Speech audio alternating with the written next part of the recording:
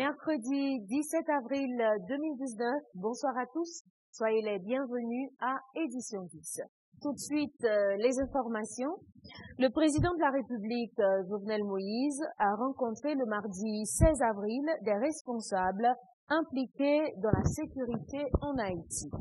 Le chef de l'État a profité de cette occasion pour passer des instructions formelles à ses interlocuteurs en vue d'adopter des mesures capables de contrecarrer les actions des bandits tout en établissant un climat de sécurité dans le pays. Autre information, le commissaire du gouvernement de la Croix-des-Bouquets, Maxime Augustin, a présenté ce mercredi le bilan de son travail réalisé dans cette juridiction de mars à mi-avril 2019. Sur 33 cas de femmes en situation de détention préventive prolongée, 15 ont été traités. Parallèlement, 91 autres prisonniers ont comparu devant leur juge sur un total de 291 cas. 6 personnes sont condamnées et 3 autres libérées pendant le déroulement de ces assises criminelles qui prendront fin le jeudi 18 avril 2019, précise Maître Augustin au micro de la TNH. Dans la prison titanien, nous avons retrouvé plus que 33 cas des femmes qui étaient en détention préventive prolongée. Et on connaît que l'affaire de détention préventive prolongée, donc ça lui a un problème, et que moi-même le jour même que je n'ai peut-être pas clair, j'ai pour mission, par le biais du ministère de la Justice, pour que nous travaillions sur l'affaire détention préventive prolongée. Et bien c'est dans le cas ça, dans le Titanien, nous sommes venus avec 30 dossiers, 33 dossiers, nous traiter et nous avons 15, nous avons fini avec eux et que nous avons préparé pour la prochaine assise que nous allons gagner pour que le dossier soit passé dans l'assise. Et dans la prison civile Croix-des-Bouquets, nous avons 418 détenus qui sont en détention préventive prolongée. Et dans 418 détenus, nous avons 291. Nous avons 291 qui sont en détention pour être prolongée. Et bien, rapidement, ça que j'ai fait. Le même jour, nous avons procédé à détention signal, nous avons libéré 6. Dans 291 détenus qui sont en détention pour être prolongée, et bien, travail pas qu'il y a une fois que nous, pendant un mois, nous avons traité 91 là-dedans. Gagné en pile là-dedans qui est libéré. Gagné là-dedans le dossier acheminé nouveau dans le cabinet, ça nouveau au correctionnel et gagné tout nouveau dispositif dans la recherche que nous faisons dans le registre paquet et bien nous procéder avec libération Mounsaï. Moi-même avec le doyen, nous mettons nous ensemble le doyen dimanche pour nous voir comment que nous pouvons juger sur le marché. Nous avons fait une assise criminelle et bien assise dans la pendant pas là assise dans la fonctionner. Nous avons gagné dans l'assise près de 6 personnes qui jugés et qui condamnés. Nous avons 3 personnes qui renvoyés. Et nous avons 6 prisonniers qui non retenus. Et ça fait que le dossier n'a pas passé, c'est parce que tu as gagné un petit incident dans la prison. Mais ce jour-là, pour maintenir de l'ordre, donc il va te voyer et depuis ça pour nous-mêmes, pour qu'ils soient jugés. Parlons à présent d'infrastructures routières pour dire que de l'asphalte est actuellement en train d'être déposé sur le tronçon de route Carrefour Méridien du 6. Une équipe du Centre national d'équipement, assistée d'autres employés du MTPTC, est pour l'instant à pied d'œuvre dans le département du Sud. Ces travaux se déroulant à la fois au niveau de la localité de Béraud et d'autres zones de ce département vise à améliorer les infrastructures routières dans la région. Toujours sur cette lancée, sachez que la commune de Pestel vient d'être touchée par les opérations de la caravane du changement dans la Grande Anse. Des remblais sont jetés sur plusieurs kilomètres du tronçon Carrefour-La-Fièvre-Pestel par des techniciens. Ces derniers travaillent d'arrache-pied à finaliser le tracé de la route. Suivez. Travail ça belle.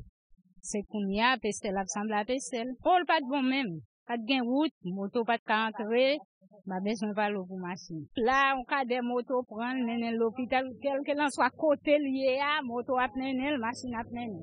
Pas gain aucun problème. L'applaudissement pour nous. Nous-mêmes, qui fait route là, bien, belle bagarre, belle geste, nous contents, ça cap fait.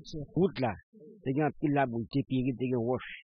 Le moto a passé sous lui, le moto a gagné vide à terre. Le machine a passé dans les volets, mais qu'on a, ou t'as gagné, qu'on a. Félicitations pour le travail qui fait là. Je suis content pour le travail qui fait là. Depuis 86, c'est comme ça, bon. Qu'on y a là, nous avons plus route. Nous avons fait un plus gros roche.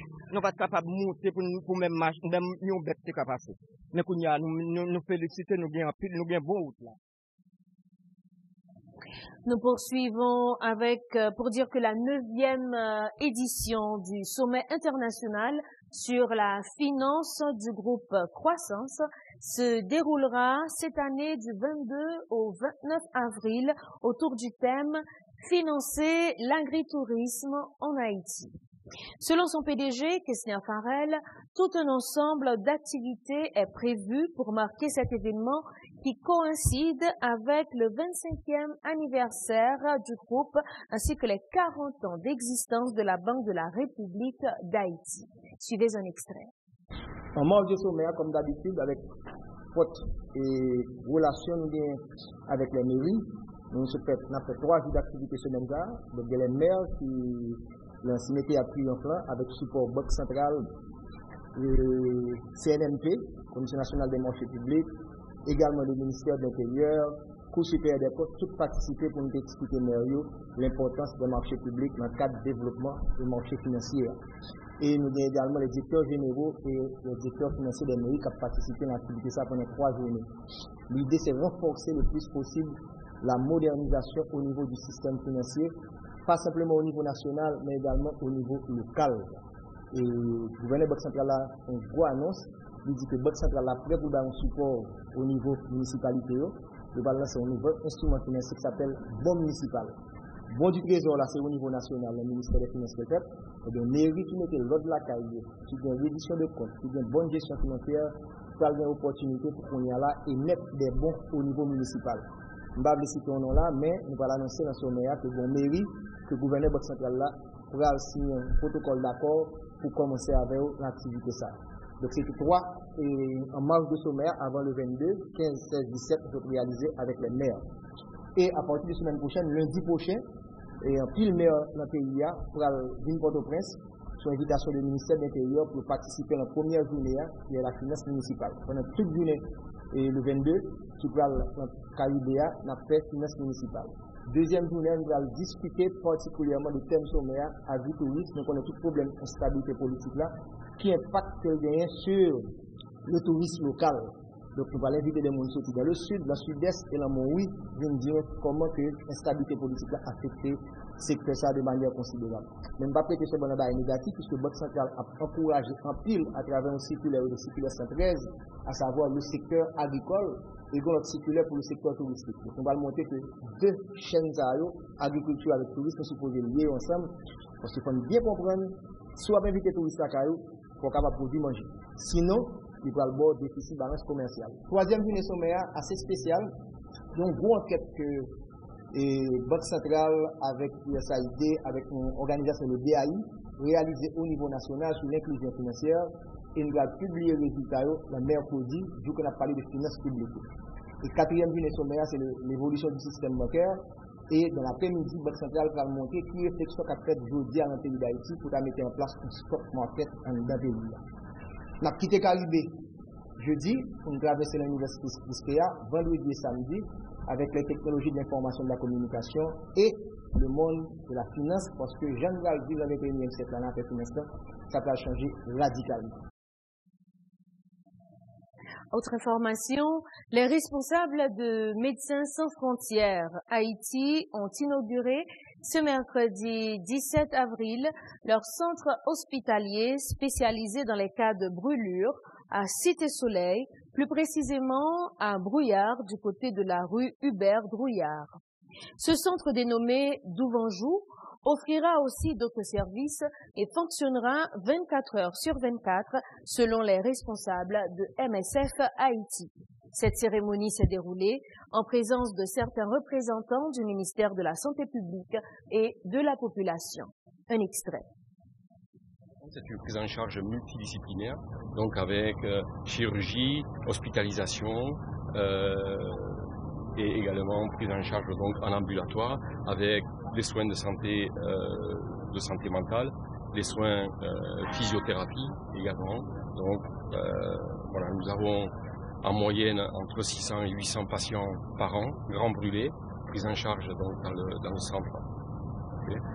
Et le centre également est devenu un centre de formation parce que nous sommes conscients qu'il est important de transférer ces compétences vers des ressources haïtiennes, à savoir donc les résidents, à savoir les infirmiers, à savoir les physiothérapeutes, mais au quotidien en fait, nous jouons le rôle de formateur puisque donc 98% de nos employés sont haïtiens. Une fois que le patient est exposé à quelque chose qui est responsable de sa brûlure, le premier réflexe devrait être venir à Douillard et les soins seront pris en charge gratuitement. Citoyens protecteurs de l'environnement, Col Vert Haïti. C'est le nom d'une association écologique présentée à la presse ce mercredi 17 avril 2019. L'objectif de cette association est d'assurer un plaidoyer en vue de protéger l'environnement. Deux des responsables de Col Vert Haïti, Yandy France et Lionel Edouard, projettent de s'entretenir avec des représentants de divers secteurs de la vie nationale au sujet de la problématique de l'environnement. Leurs explications. Faut que nous impliquer, faut que nous côté coller, faut que nous attirer attention plus monde sous enjeu n'a fait face, à savoir le réchauffement climatique, sous problème écologique réel qui gagne à travers le monde.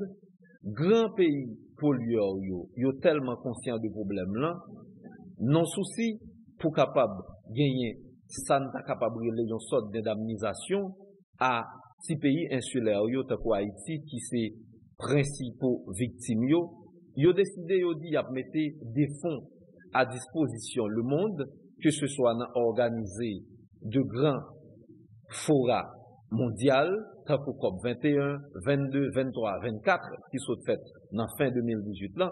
Mais nous-mêmes, jusqu'à un moment, n'a parlé là, nous pas en mesure pour nous dire qui vrai projet nous gagnons, nous capables d'attirer attention le monde sur lui-même. Nous décidons de travailler ensemble, comme génération actuelle, et bien pour nous faire promotion environnement. Faire promotion environnement, mais dit ça. C'est joindre avec tout groupe qui organise dans le pays pour nous faire parole environnement le plus gros que possible. Que ce soit en dans gros villes provinciaux, en dans section rurale, mais tout en dans zone qui en dans tête monde, côté monde pas dans tien moyen de communication, nous capable dire et médiatiser pour nous réussir. Col Vert investit tout dans prévention. C'est vrai, je vous dis, l'environnement est en train de passer. Mais il faut que nous prévenir, action, ça, il faut continuer à faire dans la société, sur l'environnement, qui a endommagé l'environnement encore plus, qui fait, je vous dis, à mon corps, nous bois pas qu'à joindre de l'eau pour le bois, qui fait moun, en Cavaillon, ou rivière Cavaillon, c'est une rivière mythique, en pays, ça a séché. D'ailleurs, Bibi Rivière a baissé considérablement. Donc, action Col Vert inscrit tout dans la prévention, justement, pour éviter que le monde continue de courir environnement.